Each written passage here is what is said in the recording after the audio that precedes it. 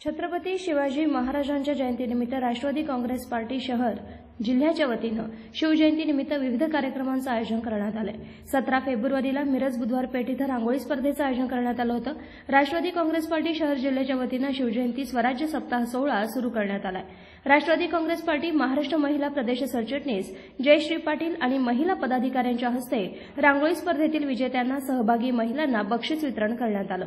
या कार्यक्रमाचं आयोजन राष्ट्रवादी काँग्रेस पार्टी शहर जिल्हाध्यक्षा राधिका हरगे, कार्याध्यक्ष जमील बागवाल यांनी रांगोळी स्पर्धेचं आयोजन केलं। महिलांनी यात मोठा सहभाग दर्शवला।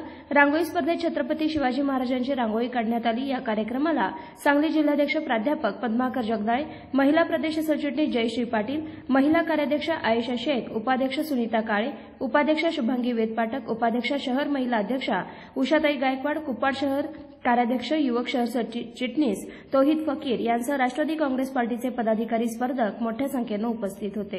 महाराष्ट्र राज्याचे उपमुख्यमंत्री माननीय अजितदादा पवार, आमच्या महिला प्रदेशाध्यक्ष रुपाली चाकणकर यांच्या आदेशान्वये 12 फेब्रुवारी ते 18 फेब्रुवारीपर्यंत संपूर्ण महाराष्ट्रात संपूर्ण जिल्ह्यात स्वराज्य सप्ताह सोहळा मोठ्या प्रमाणात साजरा होत आहे।